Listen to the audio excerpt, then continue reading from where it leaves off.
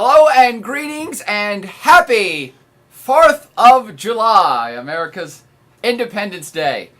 Professor coming at you right now with just a special kind of holiday rant. I don't do this often. I think I might do it more often. I'm in such a great mood.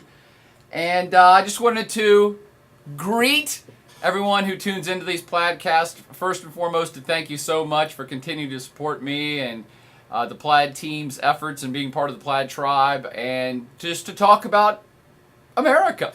I don't know why. It just kind of came over me. And you can, of course, write me in and say, that was stupid, Boyer. What are you doing, man? You should do professor stuff, not a bunch of rabid nationalistic stuff. And for those of you that know me, I'm not really an ardent nationalist. I'm not really a rah-rah, America's the greatest country on earth. But you know what? I do live here. And I grew up here, and I don't know that I'll die here. But this is a great country, and on July 4th, I just kind of felt like talking about America a little bit. I am a man of the world, and I hope to actually become more so throughout my declining years. That is, I really truly consider myself perhaps first and foremost, a citizen of the world, an international citizen. I've traveled a ton. I've been to I don't know how many countries. People count countries. I think that's kind of funny. But I encourage everyone to go out and be a part of the world. We live in a global era, in a global age. You're going to be out there doing stuff. For those of you who take my class, you've heard me preach this stuff before. But having said that, admitting full on that I love the whole world, that I love being out there, that I love traveling, and I'm going to continue to, and maybe I'll die in the remote Siberian tundra being chased by Vladimir Putin's henchmen. I don't know. But I'll tell you this right now. This country is awesome. And so I just wanted to do a little rant because it seems like people have lost sight of that. And perhaps even I am partly to blame, having taught so many students over the years and in a world regional course. Of course, I focus mostly on the rest of the planet. You should know about America already, although so many of us don't.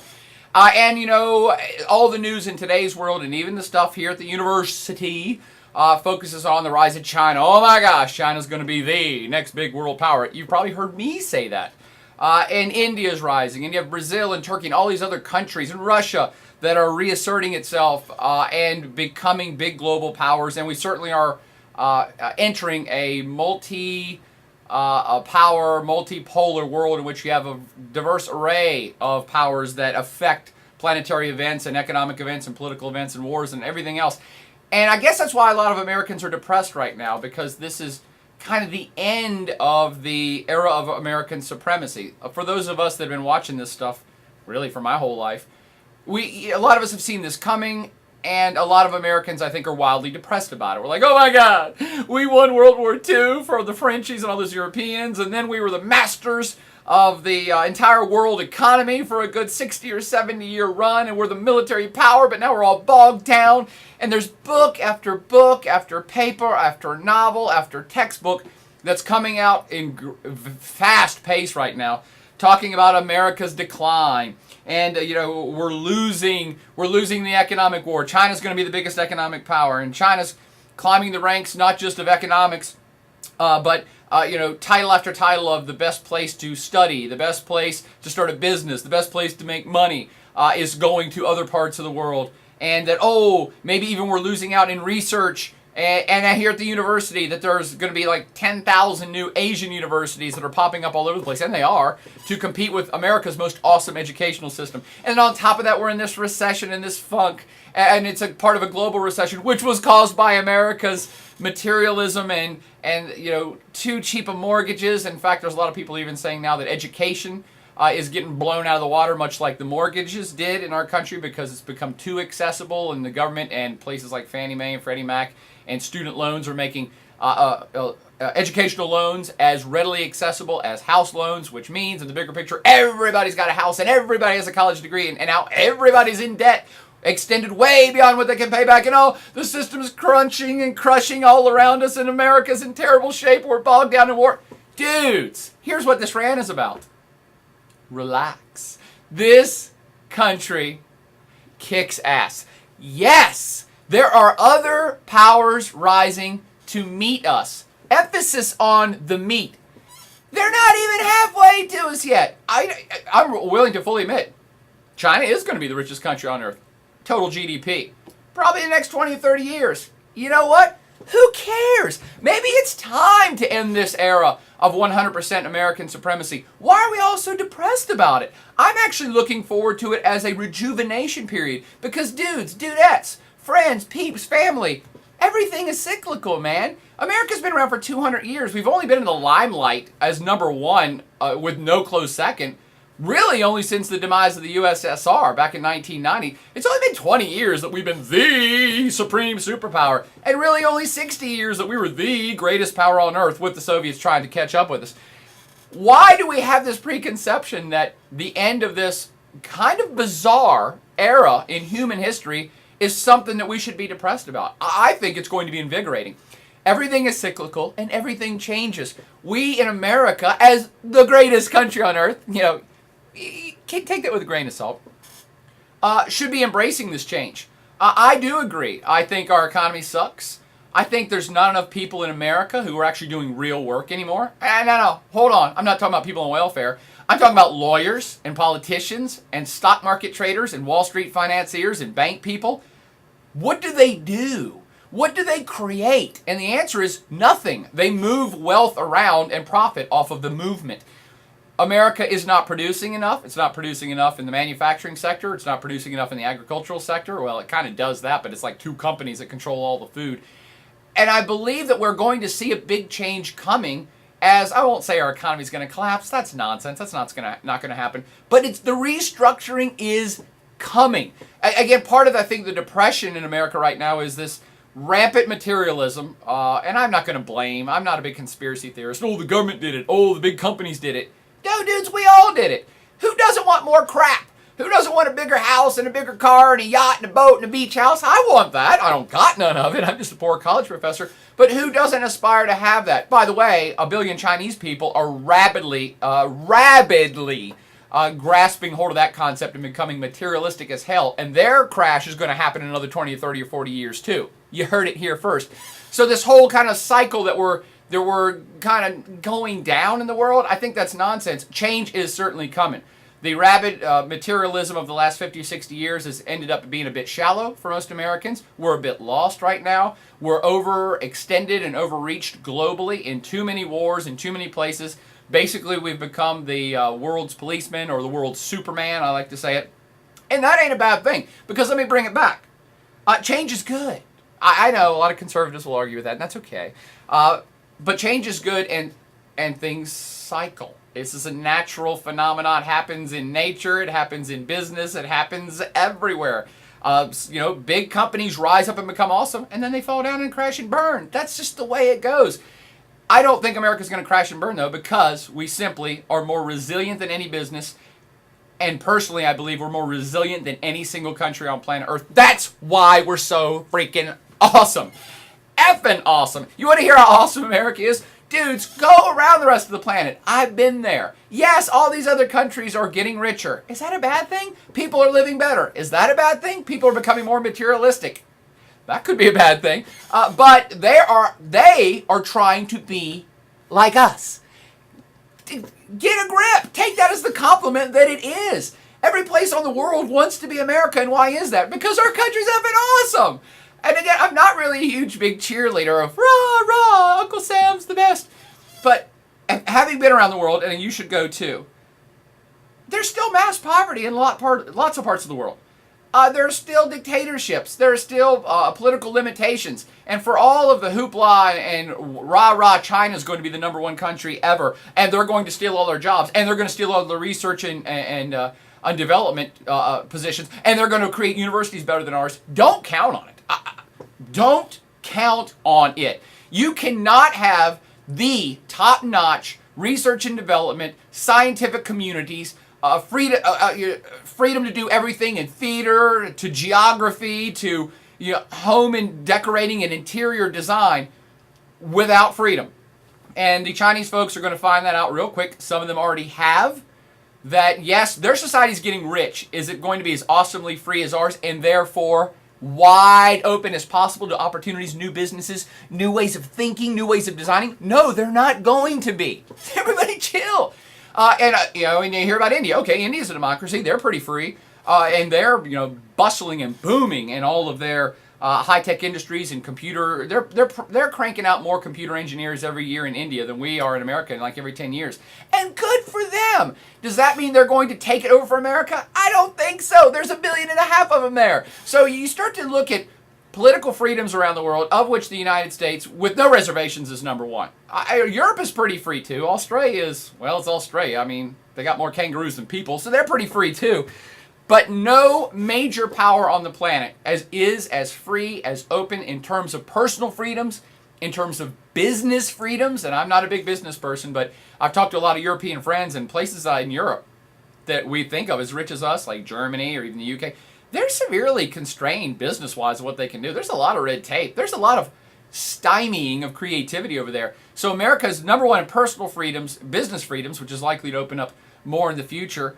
And our educational system's not going anywhere. Is it hurting right now? Yes. Is it wildly overpriced at college? Yes. And I do think the whole educational paradigm is getting ready to blow up in America. I think it's all going to crash and burn. And I'm talking about the walls around me that I'm sitting in this place right now. Something's got to give. Something's going to change. Change is coming. And where's it going to come? It's going to come to America. All the other countries of the world are scrambling to become like us. And we're hurting right now. We're depressed. And we're kind of, we're not sure. We're unsure of our footing anymore. And that's when change happens. And I think it's going to be awesome, innovative, creative, great change. Yes, it's terrible right this second.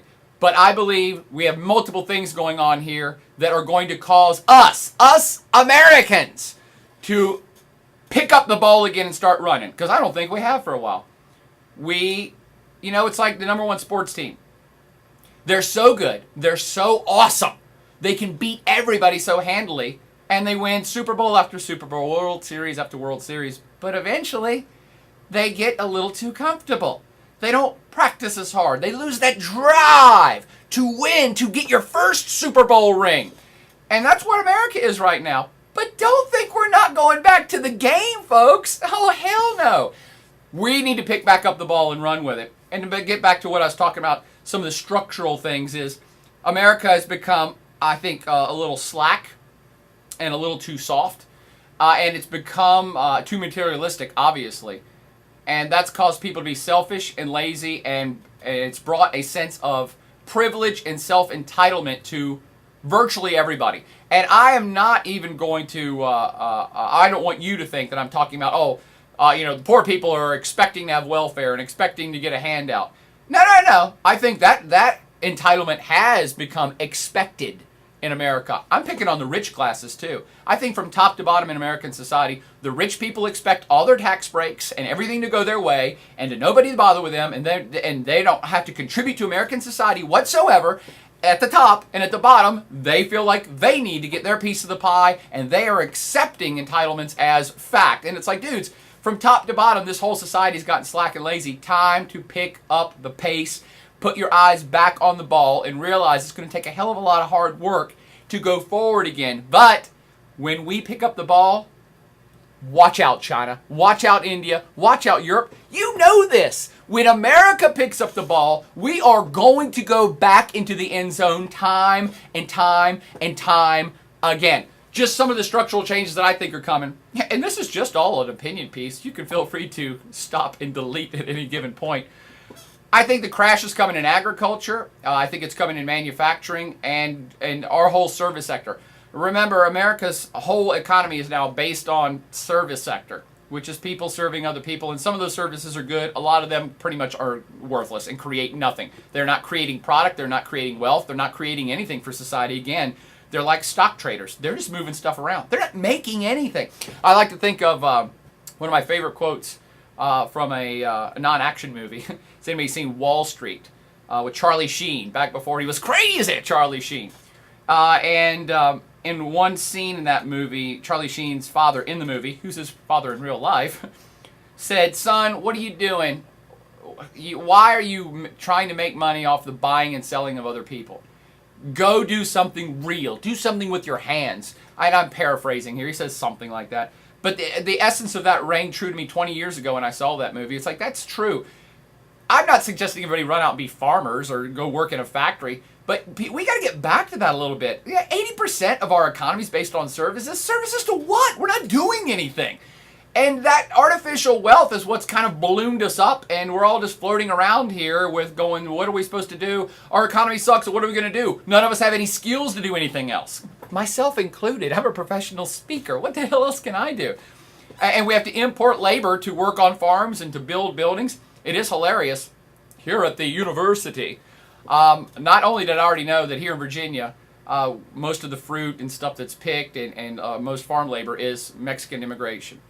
Some of it permanent, some of it temporary, some of it on work visa. But even here at the university, every building that's built is Mexican labor. You have to import people from other parts of the planet now to build a wall.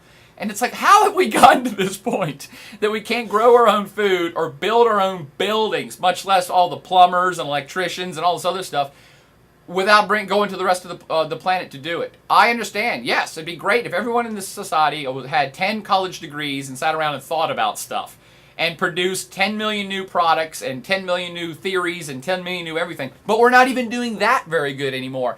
So I think we're losing touch economically with real stuff. And what I would suggest to all you students or just regular Americans out there is pick up a hobby. I know it sounds sappy. Learn stonemasonry. How many people can actually build a wall? Dude, you know how much people are getting paid to build a wall in today's America? It's good money. For you college students or even, high school students, go learn plumbing. Go learn welding. Do something on the side that's tangible and real that you always can do. If you still want to go get a college degree after that, great. Go get a college degree in, abstract 19th century English philosophy. Good for you. But when you don't get a job in that, go back to welding. Something permanent, something tangible, something with your hands. I think a lot more Americans need to start growing food too. Just backyard gardens.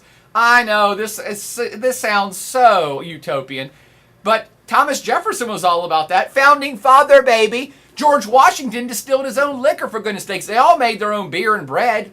Beer and cider, big time.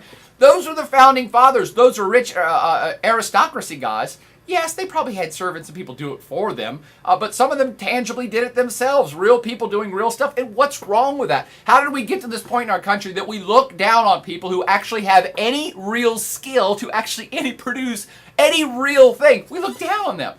Think about when you're in high school. Who were the dumb people in your high school? Oh, the dumb people went to Votech. Yeah, they're all car mechanics and plumbers now, making more money than the average college graduate. What's up with that? And we don't even have enough of them, so we have to import them from other countries.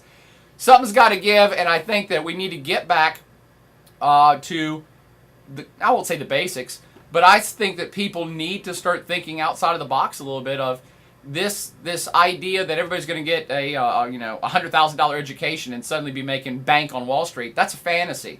And it's compounded up to our whole society with everybody thinking they deserve a house and thinking they deserve a car and thinking they deserve a college education, and they're all going to go wildly into debt to get it because that's the American way. And that ain't panning out right now. Do something real. Do something with your hands. Do something you can be proud of that produces something. You'd be amazed how awesome it feels when you pick a tomato that you grew or weld some rebar. You can physically do it, and it's awesome for you personally, for your family. It's a great safety net, and it's good for the country. Part of the change that's also coming, I think education is crashing and burning. It's going to change, and I think when that changes, we're going to have a lot more online, and America's going to become the premier, most awesome, once again, educational place on planet Earth. It already is, by the way. It still is right now, even though the world's racing to catch up with us. But we're the innovators. We're the new country. We're the guys that we don't really have much of a history, and we don't pay that much attention to it because we're always thinking about the future, and we should be doing that now. Not whining about how we're losing the awesome last 60 years of our awesome past when we were the greatest entity ever. We still are a great entity, and we're going to be great again as soon as we pick up the ball and start running with it, thinking about the future again. Now, I'm just kind of going all over the place here. But I think another thing that Americans need to start thinking a lot more about is, yes, we aren't going to all start being farmers again. I'm not that silly, and I don't think the manufacturing sector is going to come back in a big way. But dig this. Start thinking in the future. What happens when China starts getting rich as hell, which they are, and Chinese people start getting rich as hell, which they are? They're going to demand higher wages. Okay, what's so great about that for America? The same thing's going to happen in India, by the way, and Africa eventually, and everywhere else. Well, when all those countries start getting as rich as us, look at the plus side, man. Chinese goods are going to cost more money to make because their workers are going to demand more pay, which means they're not going to be as competitive 10 years from now as they are right now. Are the Walmart shelves 10 years from now still going to be stocked full of all Chinese-produced goods when those Chinese goods produce a whole bunch more to make? I doubt it. What you're going to see is a revolution in agriculture, in education, and in manufacturing in our country, where smart people with freedoms galore can start new businesses, can do new things, can think of innovative new ways to make shoes. I think you're going to see a big resurgence of small-scale manufacturing and craftsmanship in America. I can't wait for it, by the way. I can't wait to buy everything local, for everything from the vegetables to my own shoes that somebody in town is making. Again, perhaps this sounds fanciful, but as prices rise worldwide, as it becomes more costly for Chinese workers to make stuff and Indian workers to make stuff and African laborers to make stuff, that means our stuff will become more competitive again, and you will see a big incentive movement for folks to go back into starting their own business, doing something real for themselves, being proud to create shoes or leather goods or vegetables again. I think it's an exciting time. I think where we still have, like, I don't know, I'm going to say like 5 or 10 years of whining and crashing and burning and the economy melting down while we allow these pundits and these fools and these politicians and these Wall Street fat cats, I love throwing that in, and they are fat cats. I mean, the banks and all these folks are only looking out after themselves. They could care less about American society as a whole. They'll give you a good speech on TV that they do, but they're still grabbing all that they can. Once all of that crashes and burns and settles out in 5 to 10 years, I think is when you're going to see this resurgence and this movement back towards local. And it'll be kind of a green movement at the same time, but local, and even if it's not local, like regional. You know, there used to be like hundreds and hundreds and hundreds of regional breweries all over America that served a little area. New York had like 10 regional breweries. Michigan and Minnesota, the heart of the brewing industry there at one point, they had hundreds. Every little place in America had a brewery that would serve like a state or two-state area. And you know what? We're getting back to that. Look at the movement in homebrew right now and the evolution of wine and beer. Again, I always have to bring it back to stuff I love, but it's coming, man. The movement towards regional craft brewery is exploding right now, and I think you're going to see that entrepreneurial spirit and the demand from the public who wants something local, something they're connected to. I think you're going to see all that come together for everything. Again, for everything. Maybe even cars. I mean, you're going to see an age here soon that a dude like me who gets a wild hair up his ass says, I'm going to start a car company. I'm just going to make 10 cars a year. Just 10. I'll get together with some engineering friends of mine here at Tech, and we're going to design some cool-ass solar car, and we're going to just minimally produce them. And yeah, they're going to be kind of expensive, but you know what? That's what will make it cool. I think you're going to see a lot more of that across the board in every field and every economic activity everywhere. And therefore, I think it's an exciting time to be an American and to be in this place. Yes, hard times still ahead, but it's going to explode after that. You're going to live to see it. I'm not suggesting America's going to be #1 again and everybody else is going to suck. No. But it's going to be a great time for American society. I see a period of the good old days coming up, say in 2020s and 2030s, where things get back to being like, yeah, we're proud to produce stuff here. We're proud to live here. This is an awesome place because of the freedoms to do all of these things that no other place on planet Earth comes. And let me I've already ranted for like 20 minutes, but let me rant a little bit more. The other thing that keeps getting forgotten from all the talking heads on TV and Yahoo politicians and Wall Street idiots is that they're all projecting ahead based on figures of today. So everybody looks at America today and it's like, oh my God, we suck. Therefore, we're going to suck always. And they look at China and they're like, oh my God, China's doing so good. They're going to be so rich and they're going to be so rich forever. And it's like, that is not the way reality works. And when you start to look at places like China, India, again, Africa, Europe, they all have huge problems ahead of them. We're having our problems right now. And that's what's so great about America. I'm like, dude, let's get it. Let's pull this tooth. Let's crash and burn it. Let's get back on track. Because when America gets back on track and our steam engine starts rolling, boom, we're on the finish line first. And it's going to happen again. You heard it here first. Europe is like an old man. They do not have the get up and go to pick up the ball and run towards the goal line anymore. They don't. China and India do, but they're saddled with other problems. They have demographic problems galore. They got 1.5 billion people each, and they're going to have more in the future. And on top of that, consider this. Do you think China's history is just going to coast along merrily for the next 100 years as 1.5 billion people get rich and perhaps want more political rights? I don't think so. They got trouble ahead from political revolutions that aren't even been thought of yet. On top of that, when it comes to Asia and the old world in general, dudes, those places have been industrialized either for hundreds of years like the Europeans or are going to be industrialized massively like India and China are doing right now. They have environmental problems out the wazoo that you can't even imagine, and they're growing. Look at America now. Flip it back to how awesome we are. We already did all that. We're in post-industrial. Again, I'm suggesting maybe we're going to go back, but we're going to go back in a green way, in a nicer way, in an environmentally friendly way. And have you traveled across this country of ours? It is so awesome. Have we had environmental problems? Yeah. We've developed agencies to fix them. And we have fixed them. And you know what? America came up with the National Park Service. What other country on planet Earth did that? We did it first. Other places are trying to catch up. We have so much land and so many resources and so many awesome people, so many wide open landscapes that just fuel the imagination and passion of America. If you have not gone coast to coast in this country yet, it is time, my friends. When you get all depressed about how crappy America is, get in your car, start in Jamestown, Virginia, and drive to San Francisco, California. And if you don't feel better by the end of that, move to Beijing and get the hell out. Because this country is freaking awesome. And when you get to Beijing, by the way, put on your air mask because you can't breathe the air there.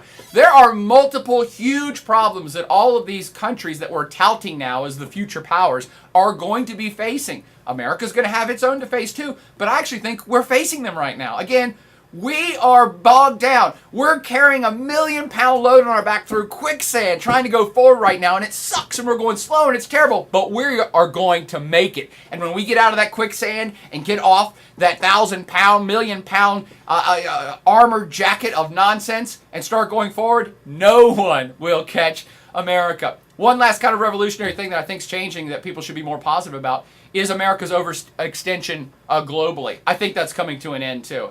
To me, it's completely obvious. The wars in Iraq, Afghanistan, and Libya, which is a kind of a joke one. How did the U.S. even get into that? Those things are going to be wrapping up, and sooner than you think. I think we're going to be out of Iraq and Afghanistan in less than 5 years. Libya, maybe less than 5 months. Now, why would I suggest that's a good thing? Yes, I love double salute out to our men and women in blue and green and camo and whatever the heck else they're wearing. Hey, man, I did my stint in the U.S. Coast Guard. You should, too. And by the way, if you're bored hanging out in America, go join the service. It's a good experience. Do something for your country instead of just thinking about doing something for yourself your whole life. Anyway, of course, kudos and mass respect for the military. Sounds like such a politician thing to say. Yes, I support our troops. Well, of course I do. There's people I know in the service. So I support the troops. It's got nothing to do with the troops. What I'm saying is, look how much is going to benefit America as America's global adventurism starts to recede. As politicians and pundits of the future realize, dude, that didn't work out so well for 30 years of our, invading lots of other countries. And now all these other rising powers are out there, which are not going to sit still and allow us to invade other countries. And I think that's a good thing. It's a great thing, by the way, because you're thinking about millions and millions or billions or billions or trillions and trillions of dollars that won't be going overseas to fight wars which we're never really sure are going to end our way. In fact, none of them really do. I mean, we had that first Gulf War thing where we kicked Saddam Hussein in the ass in like 2 weeks. That's pretty much the only big, easy one in the win column here since the end of the Cold War. So I think that restructuring the military and refocus on America and a lot of those dollars that are going abroad, kind of not going abroad, maybe investing in infrastructure and rail. I know, conservatives and Republicans hate the idea of rail network, but it's like, dudes, start thinking about the future. And for those of you, let me end on this. America is awesome. Don't let these idiot pundits and politicians and talking heads get you down. You have the power to change everything in America. That's another reason why America is the most awesome country on earth and will be for some time. You have the power. You have the go get 'em. You have the financial capacity to go borrow money to start a business. You have things in place, social safety nets, to allow you to attempt stuff and experiment and fail and get back up and do it again. Not many places on planet Earth have that either, and they're not going to either in the future. You can do it. Don't let these idiots with their noses in the air, this political class of folks who have taken it upon themselves to run the country and they don't really care what you think anymore. Don't let them get away with this. This is America. Part of our strength and foundation is this is we the people, suckers. It's not you the few we send to Washington. It's us. We have the power to take this country back, but it's not going to happen while everybody's sitting around and whining about it. You need to get active, pick up a hobby, pick up a skill. Encourage your kids, your grandkids, or your parents to pick up a real skill. Start producing things. Start writing letters to your senators and your politicians and your president saying, this is what I want for the whole country. We should be doing this. Somebody's got to start a movement. They're starting to slowly creep in. There's going to be grassroots movements, I think, happening aplenty in the next 5 years. Be a part of one. That's what democracy's all about. Yeah, I know. Everybody thinks democracy is you go pull a tab once every 4 years. That's got nothing to do with democracy. Real democracy is that we, the people, have the ideas, that we, the people, can enact, and we, the people, will have our say and have our way in how we want our country to go forward in the future. So you need to go start doing that. Look to Spain right now for inspiration. For those of you that don't know and haven't followed the professor here in the Plat Avenger, Spain has been in like a revolution where people have just gone to the streets now for months saying we've had enough. Our government is a government and a political class of people which are so detached, they have no idea what real people want. They only listen to polls. Polls pretty much only express radical extremes on left and right, and that's what everybody's catering to in this political class. They don't care about the average person. They say they do, but they're so detached from society, they have no idea what regular people want or need or deserve. And people have gone to the streets pretty much saying, our government sucks. They have failed us in the economy. They failed us in finance. They failed us in education, and we are demanding something. Look for that to start happening in America. And before any of my conservative friends or liberal friends or anybody I've offended in any job here at the university, before you get too rambunctious and saying, oh my gosh, is he suggesting we have revolution? No! I'm suggesting you do something. And what's wrong with a little mini revolution every now and again? To shake things up, to let these folks know that, hey, this country's still we the people. And it's an exciting time to get things back on track again. Do not expect your leaders to lead you to the promised land. That ended with Moses, man. It is we the people in this country, and we're going to have to take this country back. And let me close with this. Could the Plat Avenger have happened anywhere else in any other part of the planet? The freedom to express yourself, to say crazy things, to criticize your government, to start a new business, to do educational comic books, to try to restructure education and business in new, exciting, awesome ways? Hell no! Only America can you do as awesomely crazy as this. Have great fun doing your job. Know that you're politically protected from saying what you want and doing what you want most of the time. And it's just an exciting, awesome place. So on today, July 4th, 2011, rededicate yourself to understanding and appreciating how awesome this country is. Do not get down. Don't let anything I say get you down. Don't let the politicians get you down. Don't let Fox News get you down. Don't let CNN get you down. Do what you want. You still have the power to make this country awesome and to do whatever you want to do. Happy Independence Day, my fellow Americans, here on the 4th of July. What a fantastic, fantastic country we live in, even though everybody's a little down about it right now. Booyah! And I think I'm out.